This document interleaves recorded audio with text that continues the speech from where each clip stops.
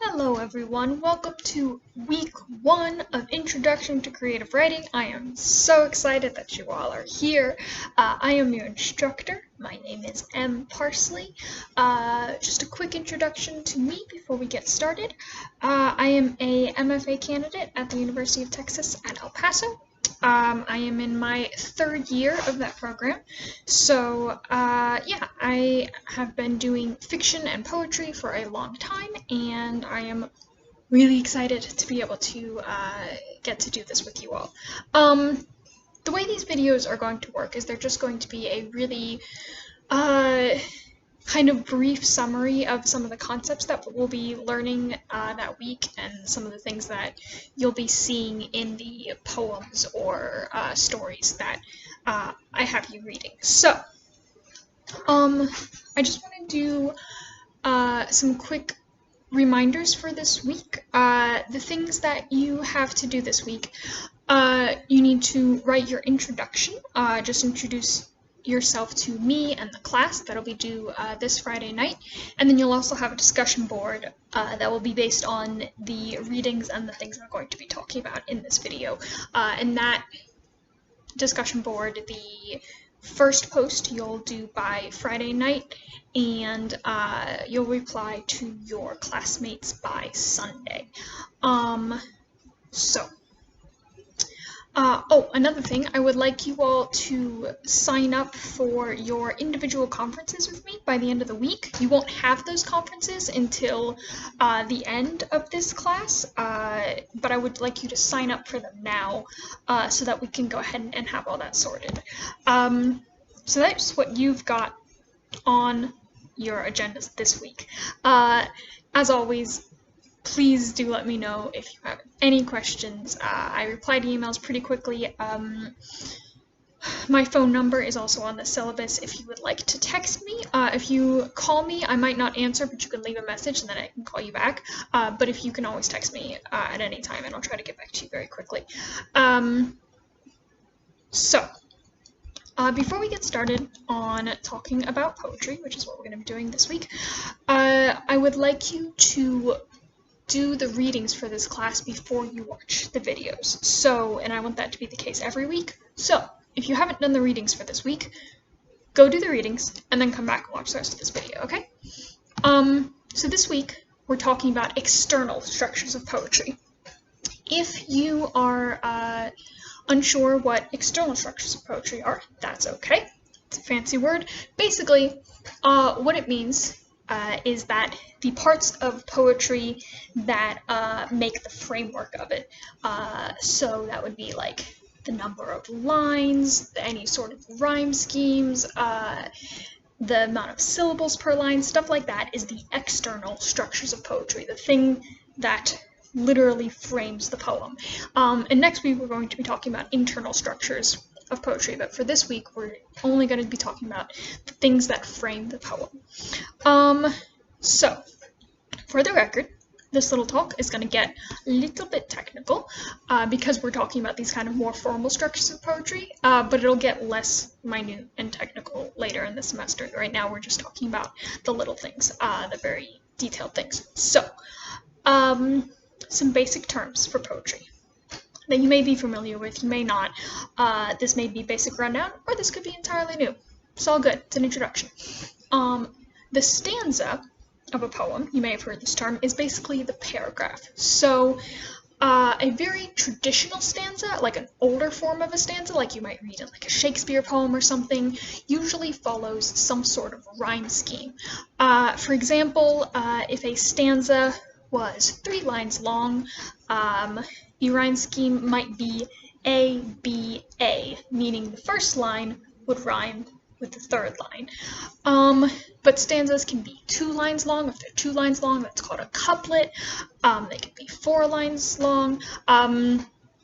There's so many different types of stanzas and rhyme schemes. We're not going to go through all of them because it would take forever, and honestly, it doesn't matter too much for this class. But the thing I wanted to talk about today was the structure of a sonnet, because you are going to be, a couple of your readings this week are sonnets, and it's the most probably well-known form of a structured poem. So the sonnet, there are two different types of sonnets. There's the Shakespearean or English sonnet, and there's the Petrarchan or Italian sonnet. The English sonnet, the Shakespearean sonnet, is obviously named after Shakespeare. The Italian sonnet, Petrarchan sonnet, is named after a poet by the name of Petrarch. So I'm going to mostly be talking about the English sonnet today. The most traditional form of an English sonnet is 14 lines long. It has the rhyme scheme of A, B, A, B, C, D, C, D, E, F, E, F, G, G. So what that would mean is, for the first 4 lines, A, B, A, B, the first line will rhyme with the third, the second with the fourth, and then C, D, C, D, same thing, first rhymes with the third, second, fourth, same thing with E, F, E, F, and then the last 2 lines, G, G, those will rhyme. So in general, when you see like a rhyme scheme pop up and it'll be like A, B, A, B, or A, B, B, C, C, what rhymes is which letters match with which. I hope that makes sense. So, for example, we read an English style sonnet with the English style rhyme scheme excuse me, this week in the sonnet called Something Like a Sonic for Sonic the Hedgehog, no. Something Like a Sonnet for Phyllis Miracle Wheatley by June Jordan. And the first 4 lines, you'll notice, have that A, B, rhyme structure. So it goes, girl from the realm of birds, floral and fleet, flying full feather in far or near weather, who fell to $1 lust coffer like meat, captured by avarice and hate spit together. So fleet rhymes with meat, weather rhymes with together. So that's the rhyme scheme of a sonnet. Now, the other element of a very traditional English sonnet is the rhythm of it, or what in poetry is called the meter of it. Meter is just a fancy poetry word for rhythm, because poets wanted their own fancy little word. So, the type of meter you might be familiar with is called iambic pentameter. This is very common in sonnets, especially Shakespeare sonnets.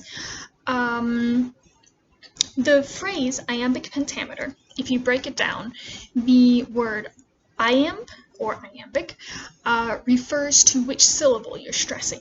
So, an iambic set of syllables means you have 2 syllables, and it means you'll stress the second syllable. So, the rhythm of it, the beat of it, the meter of it, ends up sounding a bit like a heartbeat. So, the rhythm will go bum, bum, bum, bum, bum, bum, and that's the iambic part, and that cues you into how you're supposed to read it, so it has this kind of bum, bum, bum, bum rhythm to it when you're reading it.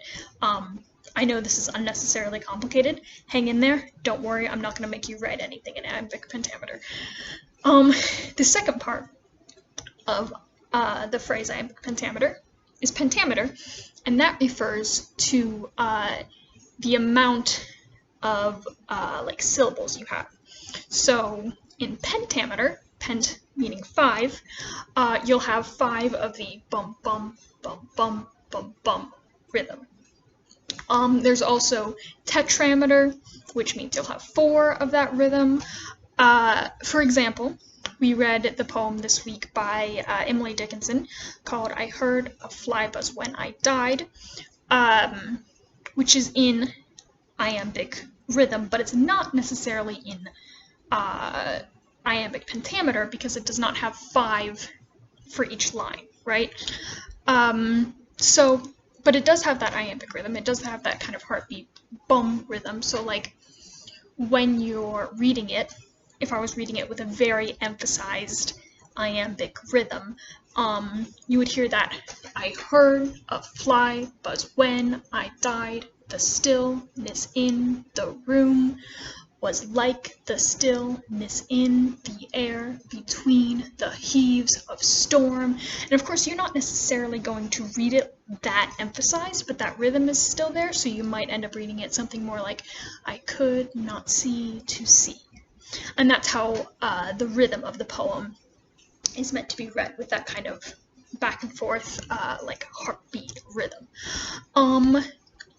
So that's the basics of kind of sonnets and meter and rhyme schemes and stuff like that. Again, don't freak out, I'm not going to make you write in an iambic pentameter, but one of your options for your poem to write next week, I will, if you want, let you write the kind of rhyme scheme of an English sonnet. So I wanted to explain it to you so that you had a better idea of what I was talking about. Now, before I end this video, you might notice that some of the poems, or all of the poems rather, that I've chosen for you to read this week do have structure of some sort. They are not kind of, maybe if you're familiar with poetry, more modern poetry doesn't tend to rhyme as much, doesn't tend to have as much formal stanzas necessarily, but I also haven't assigned you anything like, again, Shakespeare or Petrarch or I don't know, Homer or anything like that. I haven't assigned you any of the very, very, very traditional, the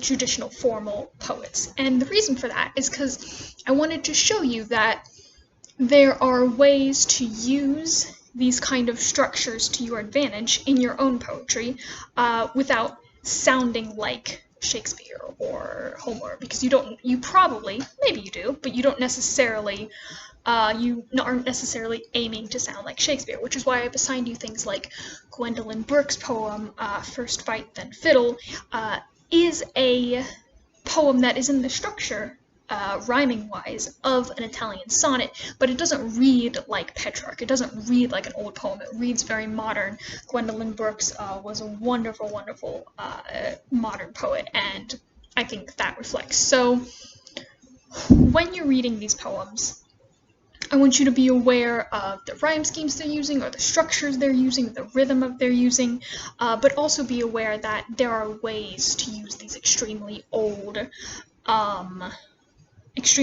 and in some cases extremely dated forms of poetry to like do your own thing, that you don't necessarily have to stick to this very strict formal structure. You can use what you want from that to make your own thing. So I hope all that makes sense. We're going to talk some more next week about some of the more modern phenomena of poetry. We're going to go more into the internal structure.